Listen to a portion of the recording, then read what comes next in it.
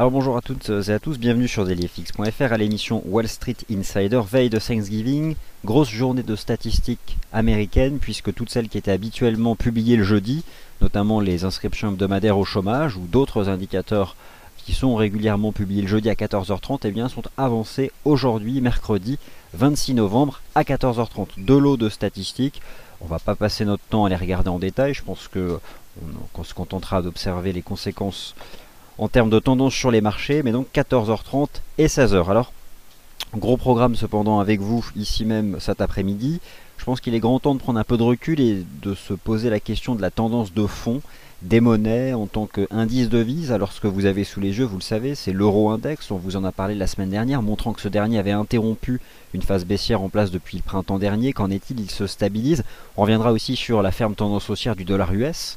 On verra qu'elle se stabilise, mais qu'elle est toujours présente. C'est un peu comme le yen japonais, finalement, qui reste fermement baissier, mais qui se stabilise à proximité de certains niveaux de support, faisant plafonner certaines paires en yens, d'ailleurs, dont le traitement, je dirais, est assez inégal. Et puis donc la livre sterling, on prendra aussi du recul pour voir finalement que depuis le printemps dernier, elle est dans un range, mais qu'à court terme, elle est haussière. Et c'est d'ailleurs ce que vous avez pu constater sur le câble, le GBP-USD, qui casse une résistance à 1,5740. Et qui devrait somme toute rejoindre la partie haute d'un canal de baisse qui passe aux alentours des 58-40. C'est ce qu'on essaiera de voir avec vous. Les indices boursiers, le CAC 40, on vous a indiqué hier des divergences négatives de momentum intraday qui produisent leur effet, essentiellement épuré à plat d'ailleurs sur le CAC 40 avec des petits ranges intraday. Qu'en est-il?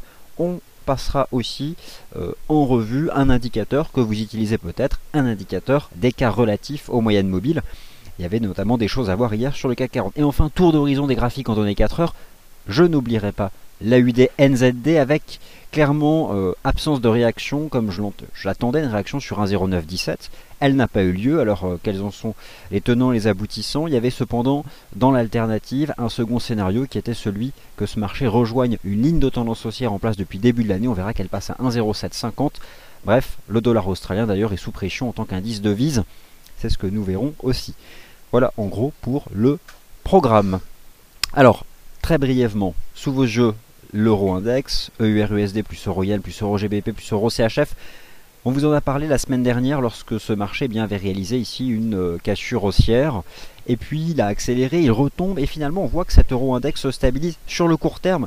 C'est neutre, mais d'une certaine façon on a encore le sentiment que cet euro index, l'euro donc en tant qu'indice de devise, a envie de remettre une impulsion haussière. Alors à confirmer, mais pour le moment on voit que cette situation s'est neutralisée. Bien sûr l'euro dollar lui aussi qui a bien réagi sur 23,50, on en parlera. Et puis derrière cela, bien sûr, des statistiques allemandes meilleures que prévu. La livre sterling est bien sous vos yeux.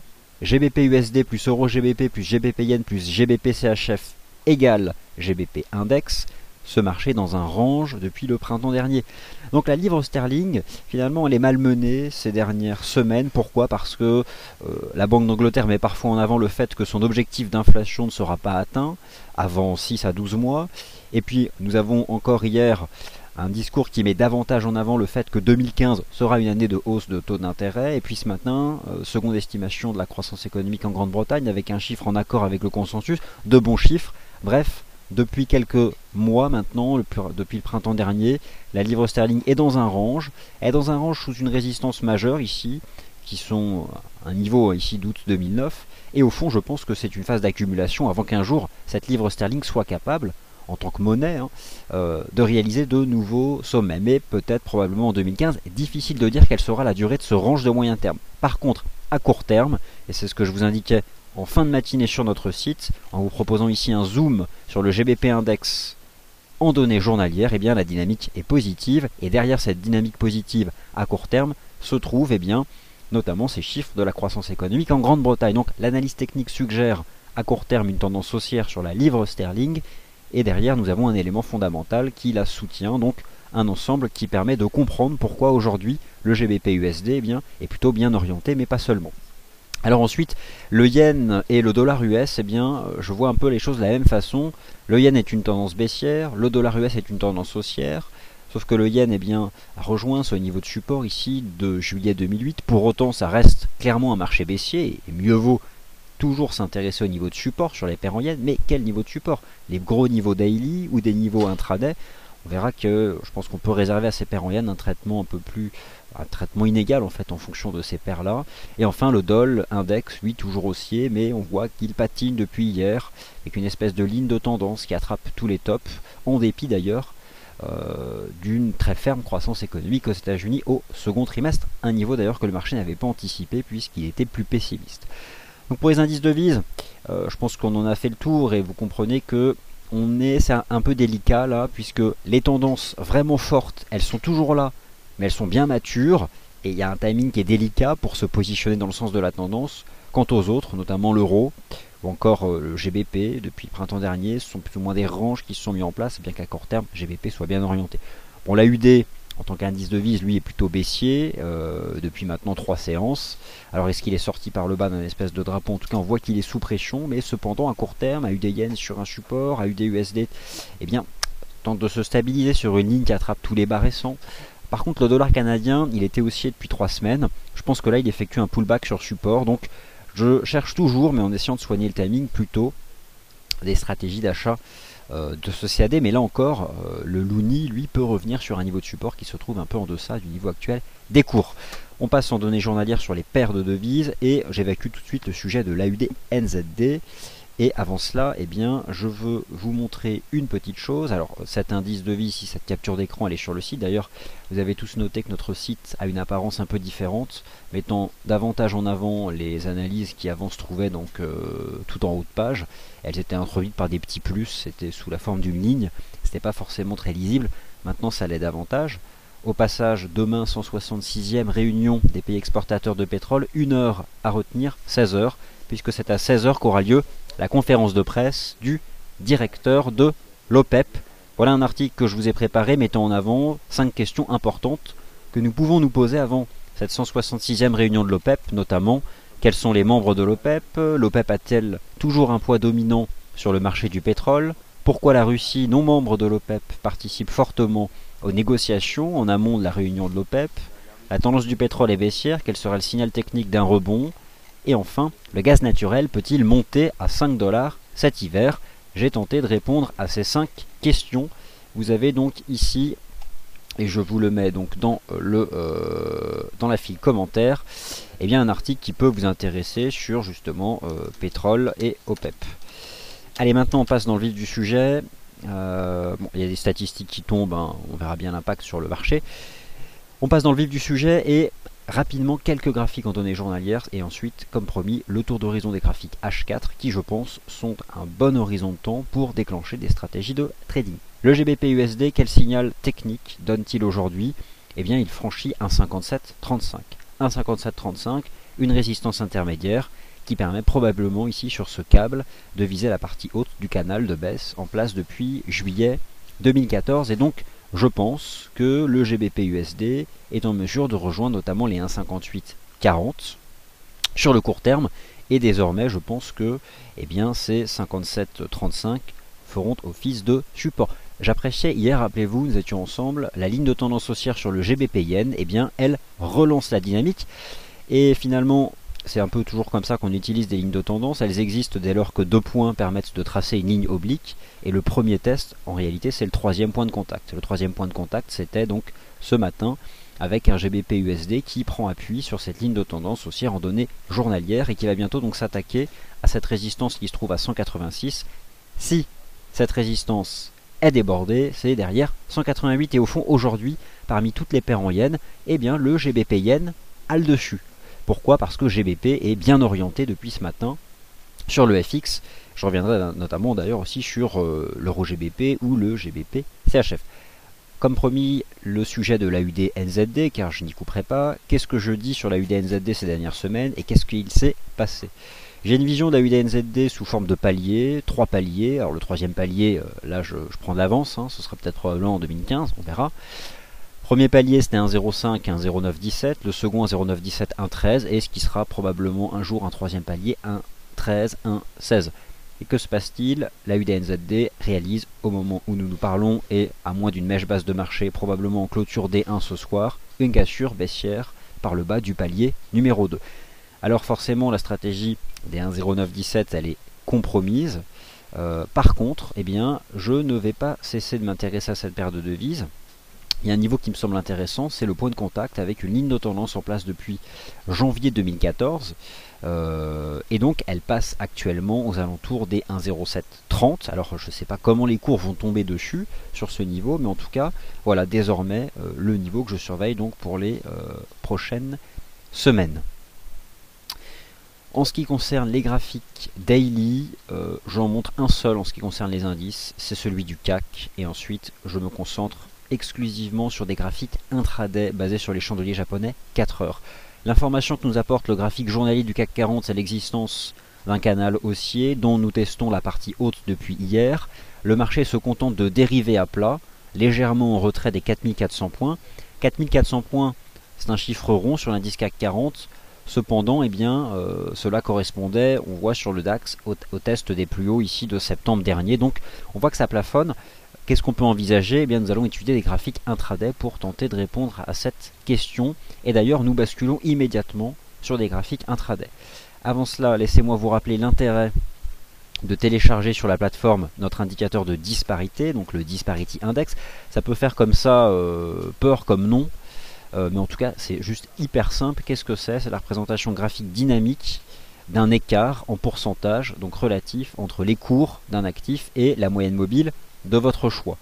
Et on travaille en fait le principe d'éloignement et de retour à la moyenne. Et en clair, ce que nous indiquait l'indicateur de disparité à la moyenne mobile à 20 jours sur l'indice CAC 40, c'est qu'en général, lorsque le CAC 40 s'éloigne de plus de 3,5 à 4% de sa MM 20 jours, il connaît des prises de bénéfices et tend à se stabiliser en attendant soit que la MM 20 revienne au contact des cours, ou au contraire, les cours font le choix de revenir en direction de la MM 20, ou les deux se stabilisent, la MM20 continue de monter, les cours se stabilisent ou peuvent tendre chacun en faisant leur part l'un vers l'autre. Bref, il y a des milliers, plusieurs cas possibles, pas des milliers, plusieurs cas possibles. En tout cas, voilà aussi quelque chose qui permet de comprendre pourquoi dans une stratégie d'achat, par exemple, qui pouvait être l'achat de la MM20 la semaine dernière ou la cassure haussière des 4240, voilà comment comprendre quand, à un moment ou à un autre, il faut savoir prendre des bénéfices. Parenthèse terminée, j'espère que vous avez sur votre plateforme cet indicateur de disparité relative. Les chiffres, quels sont-ils? Eh bien, on les regarde. Bon, il y en a beaucoup, donc il y en a toute une tripotée de chiffres. Alors les nouvelles inscriptions hebdomadaires au chômage, 313 000, supérieures aux attentes, c'est plutôt négatif. Les commandes de biens durables, hors d'ailleurs transport, moins 0,9%, donc c'est inférieur au consensus. Les dépenses de consommation personnelle et les commandes de biens durables sont supérieures au consensus, les dépenses de consommation personnelle inférieures au consensus, bref, un ensemble assez hétérogène. Peu importe, on n'est pas là pour essayer d'évaluer le message d'ensemble, par contre on va pouvoir le connaître en regardant tout de suite sur le marché la tendance du dollar US. Eh bien, on constate que depuis hier, ce dollar US a tendance à plafonner. On a eu une tentative d'accélération hier à la hausse à la publication de la seconde estimation du PIB US au troisième trimestre. Et au fond, on avait mis en avant cette possibilité d'une espèce de structure en wedge, qui n'en est pas un, ça wedgise, hein, comme peuvent dire certains. Il y a l'esprit de l'essoufflement, mais un vrai wedge, c'est quand on en sort par le bas, on coule. Donc là, ça n'en est pas un. Cependant, on comprend à peu près ce qui se passe. C'est une dynamique haussière, mais dont le momentum tend à changer. Et donc, sur le court terme, eh bien, ce doll US s'est plutôt neutralisé, a même plutôt un biais négatif. Et la conséquence immédiate, puisque nous sommes sur ces graphiques en données 4 heures, est une paire euro-dollar eh bien, qui aujourd'hui réagit favorablement sur les 1,2450. Si on prend du recul sur l'euro-dollar, je vous ai montré que l'euro-index, depuis le début du mois de novembre, eh bien, avait tendance à donner des signaux plutôt positifs, qu'on a surtout vu d'abord sur l'euro-yen, mais sur d'autres. Qu'est-ce qui se passe sur l'euro-dollar en fait depuis début novembre? Sachant que depuis le 7 novembre, c'est une paire de devises qui n'inscrit pas de nouveau plus bas. Eh bien, on tient 1,2357. C'est au fond un espèce de range entre 1,2350 et 1,2570. Et on a toujours cette ligne de tendance de baisse en place depuis le 15 octobre 2014, que nous retrouvons aussi sur l'USD CHF.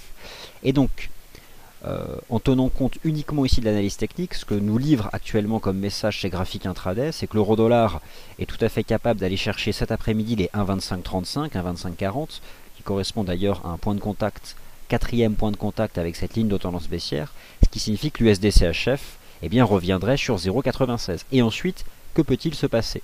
Va-t-on assister à nouveau à un marché qui vendra mécaniquement un nouveau test de cette résistance descendante sur l'eurodoll? Et à ce moment-là, c'est un niveau qui sera à nouveau acheté sur l'USD-CHF. Personne ne peut répondre à cette question. La seule chose par contre que l'on peut dire, c'est si vous êtes à l'achat depuis lundi, depuis les 1,2357, eh bien vous pouvez viser 1,2540.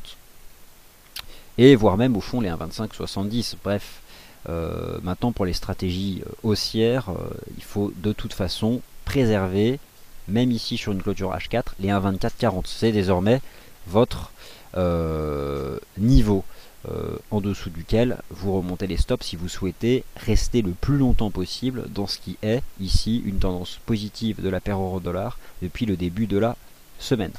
Alors maintenant prenons encore un peu plus de recul et pronostiquons, essayons d'envisager différents scénarios. Le marché, je pense, de l'eurodoll va aller chercher un 25,35. Voilà, je pense qu'on est quand même bien parti. 25,35, 25,70. Il y a deux possibilités, soit les conditions du range restent ce qu'elles sont, et donc c'est un marché qui pourrait à nouveau être vendu sous 25,70 et revenir chercher 23,57. Et dans ces cas-là, USD-CHF réagirait bien sur 95,60. Le cas dans l'alternative, le second cas, c'est quoi? C'est d'avoir un euro-dollar enfin capable de réaliser une cassure haussière des 25,70, 26, qui le renverrait où ensuite? Eh bien en direction des 27,70. 27,70 qui sont une résistance hebdomadaire. Autant vous dire que nous n'en sommes pas là. Le seul signal technique qui serait fiable serait une vraie cassure des 25,70. Et à ce moment-là, comment ensuite on se positionne dans ce marché? On attend le pullback. Donc, voilà, concrètement, c'est tout ce que je peux vous dire. En tout cas, là, en observant l'action des prix, eh bien, j'ai bien l'impression que l'eurodoll a envie d'aller chercher 25,35 et donc que l'USD-CHF les 96. Voilà. C'est donc ce que je peux vous proposer là sur cette paire euro-dollar et sur cette USD-CHF. D'ailleurs, étant donné qu'aujourd'hui dollar est plutôt faiblissant et que GBP est très bien orienté sur le court terme, forcément aujourd'hui parmi les paires de devises majeures, il y en a une qui dévoile une belle tendance et qui donne un signal technique. C'est le câble, le GBP USD. Aujourd'hui, en ce qui concerne les paires en GBP, deux m'intéressent. Le GBP Yen du point de vue de la tendance de fond. Le GBP Yen suit une tendance haussière parfaite à l'image des paires en Yen. Et vous aviez hier, d'ailleurs nous étions ensemble à peu de choses près lorsque le marché testait cette ligne de tendance, eh bien le GBP Yen réagit bien. Alors le GBP Yen va d'ailleurs tout de suite maintenant s'attaquer à une résistance qui se trouve à 186,12. Si elle est brisée à la hausse, ce marché va rejoindre 188. Et là, ce sont des résistances de l'année 2008. Donc voilà, c'est sympathique. Et vous retrouvez ici cette ligne de tendance haussière sur le GBP Yen qui actuellement procure une réaction tout à fait positive sur les cours. Le GBP USD donc dans une reprise technique. Le GBP USD, la clôture H4 c'est dans 25 minutes. À moins d'un bouleversement d'ici là, je peux d'ores et déjà vous dire que désormais les 1,5737 sont un niveau de support. Et donc, en clair, si le marché cet après-midi refait une petite mèche basse sur 57,37, honnêtement c'est un point d'achat. Voilà, pour ceux qui n'y sont pas. Si on a un petit pullback intraday sur 57,37, ça se paye. Pour viser quoi? Eh bien, je vais vous donner un objectif de cours facile sur le GBP USD. Je vous invite ici à viser la moyenne mobile à 200 périodes sur l'horizon de temps 4 heures. Pourquoi la moyenne mobile à 200 périodes sur l'horizon de temps 4 heures m'intéresse? Parce qu'elle accompagne la dynamique baissière du câble depuis le printemps dernier. Et elle se confond d'ailleurs avec cette ligne de tendance baissière qui attrape tous les sommets ici depuis le 15 juillet 2014. Et donc clairement c'est un objectif et finalement il passe même à 1,59. Alors voilà comment je vois les choses. Vous êtes à l'achat depuis le support les 1,56, je crois d'ailleurs que c'était une stratégie de Nicolas Chéron, vous êtes plutôt pas mal. Et désormais le stop vous pouvez le remonter sous 57,30. Bon, on va prendre un peu de marge pour être sous 57 on va dire. Votre objectif immédiat c'est 58,54, mais on peut probablement être un peu plus ambitieux et viser 59. Et cet après-midi, eh bien si nous avons un petit reflux sur disons 57,40, honnêtement, stratégie d'achat, stop sous 57, target 1,59. Voilà en tout cas comment nous pouvons voir les choses ici sur le GBP USD. Puisqu'on est sur le GBP USD, puisqu'on a évoqué le cas du GBP Yen, eh bien je pense qu'on peut maintenant bifurquer sur les autres paires en sterling. Eh bien GBP AUD, tout à fait sympathique, target 1,86,83. 1,8683 depuis une belle prise d'appui réussie sur un 78,58. Alors je n'ai pas trop suivi le GBP AUD, donc, mais simplement hier on était dans l'émission Wall Street Insider d'ailleurs quand nous avons assisté à la cassure des 82,75. Bon voilà, ça suit son cours et je pense que nous irons chercher 86,83, une cassure haussière des 86,83 et là ça relance. Et au fond c'est à nouveau cette question que je soulève de la dynamique de fond du GBP qui s'est neutralisée depuis le printemps dernier, mais au fond faire un range après une tendance haussière de plusieurs mois sous une résistance majeure, ça commence à ressembler à de l'accumulation. Ce qui distingue l'accumulation de la distribution, c'est que c'est un range à l'intérieur duquel se construisent des positions longues pour envisager à l'avenir de nouveaux plus hauts, des nouveaux plus hauts que la livre sterling serait en mesure d'inscrire, probablement en 2015. Voilà, porté toujours par la même chose, ces perspectives de voir la Banque d'Angleterre resserrer sa politique monétaire. En tout cas, si vous avez des longs sur le GBP, il faut les tenir. Aujourd'hui, l'action des prix, la tendance, elle est positive. Et là, je ne vois pas maintenant ce qui pourrait l'interrompre jusqu'à ce que ce marché ait atteint des résistances. D'ailleurs, en parlant de cela, eh bien, GBP USD a donné un signal en cassant à la hausse les 1,5737. L'euro-dollar est en train de s'affranchir des 1,25 $. Donc ça, c'est tout à fait positif. Et donc, clairement, la prochaine target, c'est eh bien 1,2536. Enfin, 35, quoi, la ligne de tendance.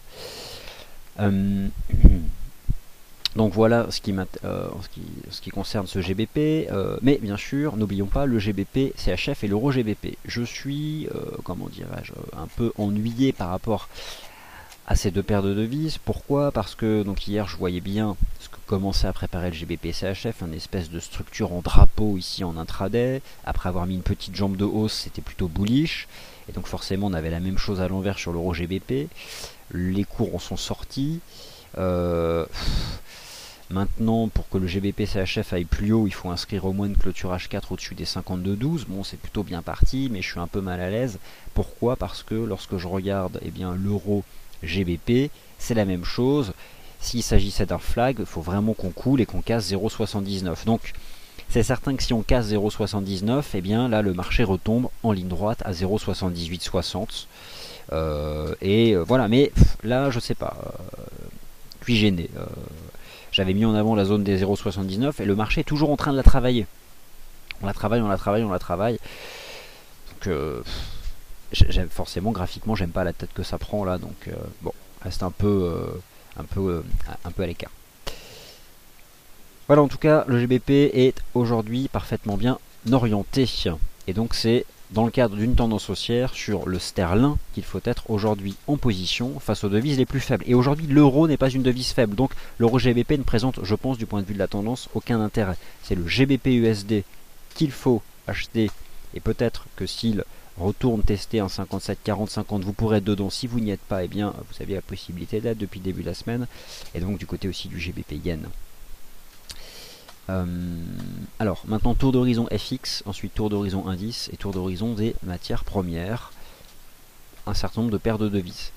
La UDCAD, alors la UDCAD il a cassé hier un support ici à 0,9685. Sur le très court terme, prenez vos bénéfices. La UDCAD travaille à un niveau horizontal qui se trouve ici à 0,9590. Il est tout à fait en mesure, et ce n'est pas une stratégie d'achat, de revenir faire un pullback à 0,9690. Si vous avez été vendeur de la UDCAD, par rapport à ce que je vois ici en intraday, et un début de div, intraday, prenez vos bénéfices, sécurisez des gains, il est tout à fait possible d'avoir un rebond technique vers ce qui est ici la première résistance à 0,9686. Pourquoi ne faut-il pas mettre en place une stratégie d'achat? Parce que l'existant, alors déjà il faut qu'elle soit active, elle ne l'est pas. La potentialité d'une divergence n'est qu'une indication que le momentum du marché se modifie. En clair, cela peut simplement signifier que ça baissera moins vite. C'est pourquoi une divergence haussière n'est pas un argument pour initier une stratégie d'achat, tout comme une divergence baissière n'est pas un argument pour initier une stratégie de vente, à moins que les prix la confirment. Et sur la UDCAD, eh bien, ce serait brisé à la hausse les 0,9620. Et dans ce cas, en cassant à la hausse 0,9620, en effet, nous aurions un rebond technique en direction des 0,9685. Pour la UDNZD, j'en ai parlé tout à l'heure, donc ce sujet, je pense, eh bien, pour le moment est clos. La UD-USD, Nicolas Chéron indiquait ce matin, attirait mon attention ce matin sur une ligne de tendance qui attrape tous les bottoms de ce marché. Pourquoi est-ce qu'elle est intéressante? Parce que la UD-USD, depuis qu'il a fait une cassure de ses plus bas annuels à 0,8642, il n'a pas baissé en ligne droite. D'ailleurs, il a tenté de reprendre 0,8642. Enfin bref, c'est un niveau qui malmène un peu dans tous les sens. En clair, la UD-USD, c'est pas une baisse. Donc d'ailleurs, stop 0 pour les achats d'AUD-USD ce matin, cette oblique-là. On a une première résistance qui se trouve ici à 0,8540. Bon, clairement, du stop 0 parce qu'aujourd'hui, de toute façon, c'est plutôt du côté du GBP-USD ou de l'eurodoll qu'il faut être en ce qui concerne les paires en doll. Mais en tout cas, voilà une ligne de tendance qui attrape les plus bas et qui vous permet peut-être de comprendre pourquoi désormais cette paire se stabilise ici sur le court terme. La UD Yen. Alors la UD Yen, j'ai hier dans mon émission indiqué que je m'intéressais au niveau des 100 yens. Et je vous ai à nouveau proposé ce niveau dans l'avis d'analyste en disant achat des 100 yens, stop sous 99,50. Il s'agit d'une stratégie de court terme. Attention, en prenant un peu du recul, notamment sur des graphiques daily, la UD Yen serait susceptible de pullbacker plus profondément, et notamment sur 98,65. En clair, si vous êtes à l'achat du niveau des 100 yens sur la UD Yen, je pense stop 0. La réaction doit être immédiate, sinon elle sera rapidement neutralisée ou prise à contre-pied. C'est un petit trade, juste jouer le point, le chiffre rond. D'ailleurs, les chiffres ronds appartiennent dans nombreux ouvrages d'analyse technique au niveau d'analyse technique, même si ce n'est pas chartiste, c'est technique. Et donc, peut-être 100.40. Bon, si on déborde 100.40, peut-être effectuer un pullback à 101. Bon, limite, si vous avez payé 100, peut-être même encaisser direct sur 100.40, 40 pips, et c'est terminé, parce que le niveau réagit, mais cependant, soyons quand même méfiants. Après, voilà, c'est clairement survendu, on se stabilise sur les 100, donc voilà. Le CAD CHF. Alors, le CAD CHF et l'EuroCAD, voilà deux paires de devises qui malmènent mon esprit. Elles malmènent mon esprit, pourquoi?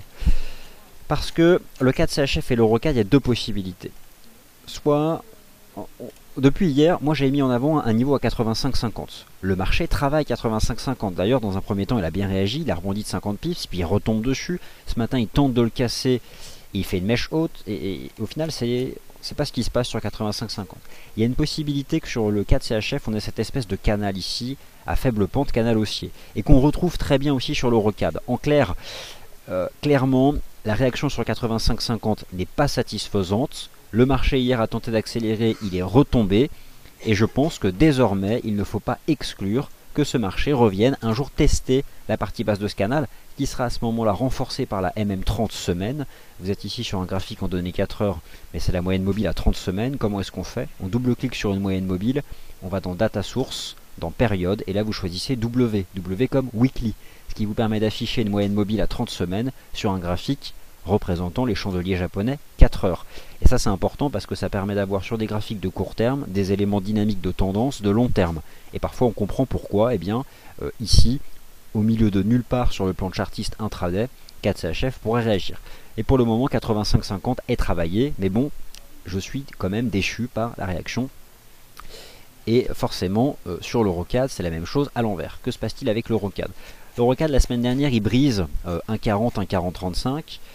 Hier, il tente d'effectuer un pullback, il commence à rejeter et il tombe à 39,85. Là, on se dit c'est pas mal, ça fait pullback et rejet. Sauf que non, on repart à l'attaque des 80,30. Et je pense que désormais, nous ne sommes pas dans un cas classique de pullback, car si cela avait été le cas, nous aurions eu un rejet massif et un EuroCAD qui serait retombé comme une pierre sur 38,80. Ce n'est pour le moment pas le cas. Alors qu'est-ce qu'on fait? Un espèce de wedge, de structure d'essoufflement. Faut-il abandonner le scénario du pullback? En tout cas, il n'est pas violent, c'est certain, mais il est encore possible. Et le scénario autre serait que l'EuroCAD retourne chercher la partie haute de ce canal de baisse. Et donc, c'est comme le CAD CHF. Alors, on a pu avancer, j'ai pu mettre en avant des stratégies. Ici de vente ou sur le CAD CHF d'achat. Comme toute stratégie, elle s'accompagne d'un stop de protection. Peut-être que par exemple, pour les vendeurs peut-être qui ont vendu 1,40, vous êtes stoppé. C'est un fait, j'admets que le niveau rond n'a pas fonctionné. On comprend par contre ici ensemble cependant qu'il est encore difficile de trancher entre un espèce de pullback un peu complexe ou un EuroCAD capable d'aller encore chercher un peu plus haut, peut-être le haut du canal. C'est donc compliqué et je suis encore là dans l'expectative. Prenons les graphiques daily. Prenons les charts daily. En données journalières, maintenant, au-dessus des 1,40, on peut revenir chercher la partie haute du canal. Donc, je n'ai pas de réponse sur le rocade. J'attends de voir, j'observe comme vous. C'est tout comme les 85,50 du CAD CHF. Je suis dans l'expectative, dans l'attente, car même le marché ne sait pas où il va. Un coup, il rebondit sur 85,50, il relance à la hausse. Ce matin, il tente de casser, peut-être que certains pensaient que c'était la cassure de support, vous shortiez. Bah non, invalidation. Le marché finalement préserve 85,50. Il peut très bien continuer de faire ça longtemps, et nous pourrions avoir simplement une espèce de pullback complexe qui prendrait la forme d'un wedge descendant. Et dans ce cas-là, nous aurions sur l'euro-CAD un wedge ascendant. Voilà, comprenez que la situation est donc complexe. L'euro-yen est actuellement une paire en yen qui ne m'intéresse pas, sauf que j'admets que la reprise sur 145,68 était un pullback daily. Donc, l'euro-yen, eh bien, s'il refranchit 147,46, il peut remonter plus haut. Mais bon, j'envisage plutôt un flat là sur l'euro-yen sur le court terme. C'est pas une paire en yen ou sur laquelle je suis à l'aise. Par contre, le CAD-yen m'intéresse. Le CAD-yen m'intéresse pourquoi? Parce que le CAD-yen va bientôt tester une ligne de tendance haussière en place depuis le 16 octobre 2014. Le CAD-yen, c'est un peu comme le GBP-yen hier. Nous sommes en train d'approcher cette ligne de tendance haussière. Vous pouvez vous attendre sur le CAD-yen à exactement le même type de réaction que le GBP-yen. Qu'est-ce qu'a fait le GBP-yen hier? Je vais vous remontrer le GBP-yen en données 4 heures. Le GBP-yen a pris appui sur la ligne de tendance et revient tester une résistance à 186,12 qu'il n'a d'ailleurs pas franchi. Mais cependant, en se mettant à l'achat de la ligne de tendance haussière, on pouvait attraper 80 pips. 80 pips sur le FX dans l'environnement actuel, eh bien c'est bien. Et donc le CAD-yen, ce que je vous propose, c'est de mettre en place le même type de stratégie, de positionner sur votre graphique en données 4 heures cette ligne de tendance haussière qui attrape le point bas du 16 octobre et le point bas ici du 27 octobre 2014 et d'utiliser cette ligne de tendance et le support à 104,24 pour mettre en place une stratégie dans le sens de la tendance de fond et viser un nouveau test des 105,30. Faudra-t-il prendre ses bénéfices à 105,30? Oui. Il faudra prendre ses bénéfices à 105,30 car rien ne garantit que dans la foulée, ce marché sera capable de faire de nouveaux sommets. Alors voilà, je pense que là on a évoqué beaucoup de choses. Je vais reprendre, alors on va parler du GBP NZD, ne vous inquiétez pas. Donc le GBP USD, il est 14h51, donc dans 9 minutes, nous avons une clôture H4.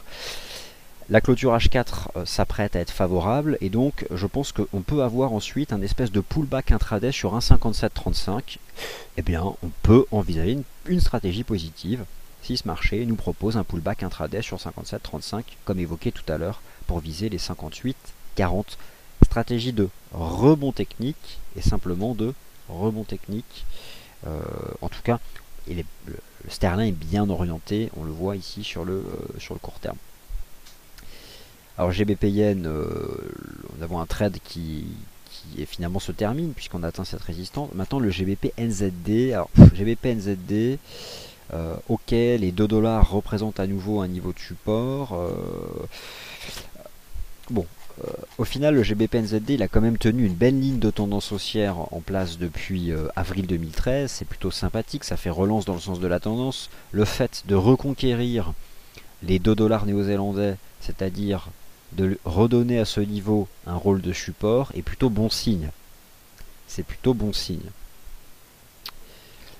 Cependant, le moyen terme me paraît un peu plus incertain. On a en H4 un espèce de canal. Voilà. Et donc, je vous invite à surveiller ce canal H4. Mais c'est certain que bon, tant qu'on tient les deux, ça peut tenir. Après, voilà, je suis toujours gêné lorsqu'on a un espèce de canal comme ça qui est traversé par un niveau horizontal qui vous dit que ce marché ne peut pas revenir chercher la partie basse du canal et ensuite relancer. En tout cas, vous avez ce petit canal H4 qui vous permet de comprendre ce qu'est le rythme du marché. Et donc, en effet, un GBP NZD qui reviendrait tester un 98,50 c'est probablement un peu profond. Faut-il s'intéresser au niveau des deux? Écoutez, je pense que oui, 2 $ est désormais support. 2 $ est désormais support sur le GBP NZD, mais bon, on a ça aussi là hein, sur le Momentum Daily, donc bon, je peux concevoir qu'on s'intéresse à ce niveau des 2,00 pour envisager une stratégie positive. En tout cas, cash sur pullback, ça peut relancer et le GBP NZD pourra aller plus haut si il casse à la hausse ce niveau qui se trouve à 2,0116 et ensuite aller chercher ici 2,0321. Alors, bon, il y a encore beaucoup de paires de devises. Je vais peut-être attendre vos questions avant de vous répondre, enfin avant d'aborder ces données-là. On a une clôture à 15 heures qui est importante, notamment sur le câble, parce que si nous avons la cassure effective des 57,35, le pullback peut être intéressant. Le CAC 40 en données, alors ça c'est important, le CAC 40 ce qu'il nous fait, c'est je commente cet indice et je réponds à vos questions. Nous avons en intraday depuis hier une divergence négative. Ça c'est important parce que je rappelle que la divergence intraday, ici, dans la partie haute de ce rectangle du grand marché haussier depuis le 16 octobre, met en avant une modification du rythme de marché. C'est-à-dire que nous sommes passés d'une phase impulsive verticale à la hausse à un range. Actuellement, le CAC 40 est en train d'épurer à plat la divergence. Qu'est-ce que ça veut dire? Ça veut dire que l'indicateur se dégonfle sans pour autant que le prix entame un mouvement de baisse. Et tout simplement un mouvement latéral entre le support à 4356 et la résistance à 4400. Plus ce range dure, plus l'indicateur se dégonflera. C'est typiquement un phénomène qui voit une divergence être épurée à plat. Si 4356 cède, on peut envisager un pullback sur 4290 qui sera à ce moment-là soutenu par la MM20. Mais c'est plutôt un scénario de force de voir le marché épurer à plat une div. D'accord ? Je réponds maintenant à vos questions si vous avez d'autres actifs qui vous intéressent.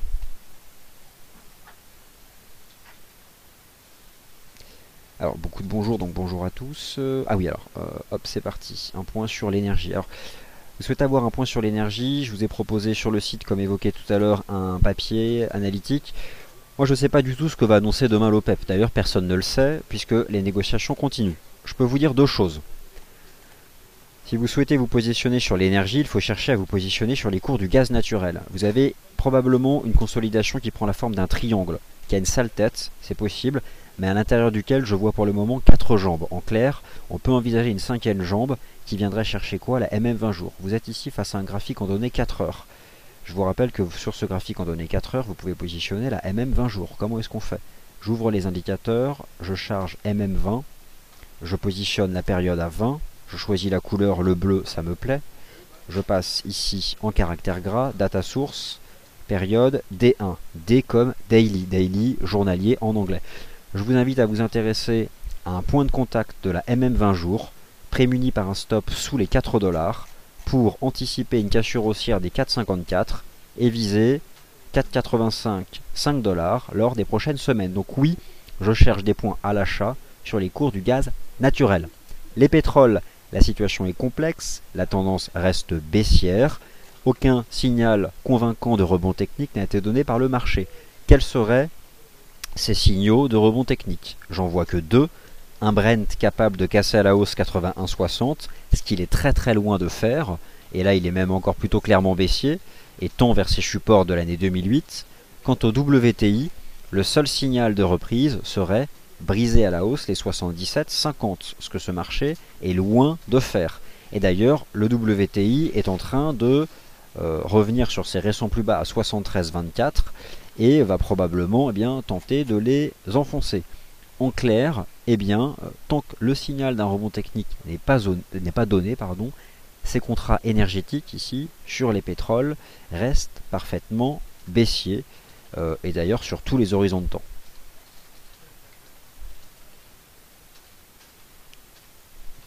Alors, donc nous avons eu les chiffres, l'euro GBP, nous en avons parlé. Le SP500 clôture aujourd'hui à l'heure normale, la modification des heures de trading c'est demain. Et vous avez sur notre forum toutes les informations qui sont données. Alors Kassem vous dit une chose intéressante, y a-t-il fausse cachure sur l'eurodoll des 1,25? Il n'y a pas de fausse cachure dès lors qu'il n'y a pas cachure. L'euro-dollar n'a pas cassé les 1,25 $, puisque une cachure s'obtient uniquement en cours de clôture. Vous êtes ici face à un graphique en données 4 heures, constatez-vous une cachure H4 des 1,25 $? Absolument pas, puisque je vous rappelle que la clôture est donnée par la partie haute du corps d'un chandelier japonais, dès lors que le chandelier s'est stabilisé. Le chandelier 4 heures sera stable dans 2 minutes, et en effet, nous allons rester dans un range 24-50-25. Donc il n'y a pas, et jamais eu, en intraday de cachure des 1,25. Cela peut intervenir dans la suite de l'après-midi.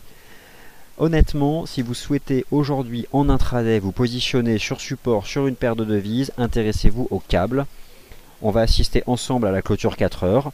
Elle atteste de la cachure haussière des 57,37 et donc je pense que un pullback ensuite sur 57,37 peut permettre de déclencher donc une stratégie d'achat.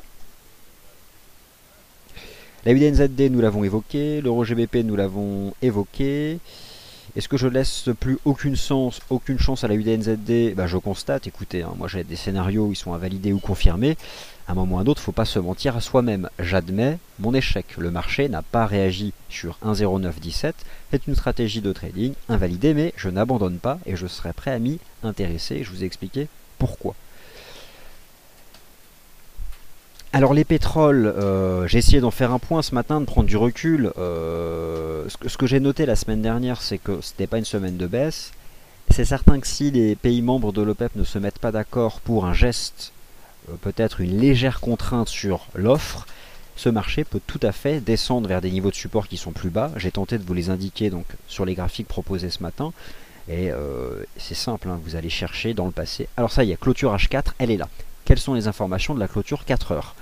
Première information de la clôture 4 heures, 1,2450 est désormais un beau support ici sur l'euro-dollar. Par contre, nous n'avons pas de cassure des 1,25, cependant 1,2475 est désormais support. 1,2475 est désormais support sur l'euro-dollar. Par contre, information très importante, les 1,5737 changent de polarité.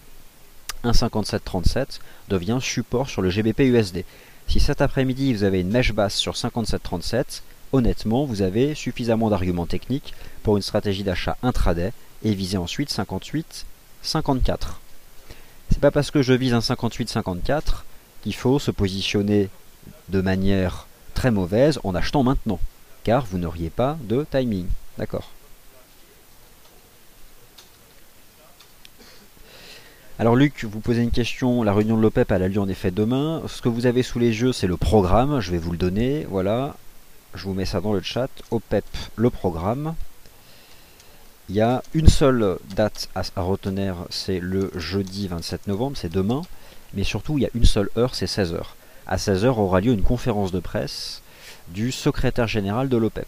Et c'est durant cette conférence de presse que les décisions prises dans cette réunion seront rendues publiques. C'est comme pour les banques centrales. Elles se réunissent et ensuite elles proposent un communiqué. Ou une conférence de presse, ou les deux. Eh bien, demain ce sera la même chose, et c'est donc à 16 heures. Il y aura peut-être des rumeurs en amont, mais c'est à 16 heures que nous saurons quelles sont les intentions. Il y a notamment deux pays qui sont surveillés, l'Arabie Saoudite et le Venezuela. Pourquoi? Parce que l'Arabie Saoudite, c'est le premier producteur mondial, et c'est surtout le premier exportateur mondial. Le Venezuela aussi, parce que c'est le pays qui détient les premières réserves de pétrole prouvées dans le monde. Et ces deux pays d'ailleurs ont du mal à s'accorder. Le premier souhaite ne pas contraindre l'offre, c'est l'Arabie Saoudite. Le second, clairement, le Venezuela, souhaite contraindre légèrement l'offre pour permettre un rebond technique des cours du pétrole. Et d'ailleurs, dans sa démarche, il est soutenu par la Russie, qui n'est pas membre de l'OPEP, mais qui n'en reste pas moins le second exportateur mondial de pétrole. Je pense avoir répondu à toutes vos questions. J'ai en effet évoqué le cas du GBP-CHF, donc j'espère que ce tour d'horizon vous a plu. Intéressez-vous aujourd'hui à la livre sterling et notamment au GBP USD, au GBP Yen et voilà. Merci à tous et à demain donc 14h15 comme d'habitude.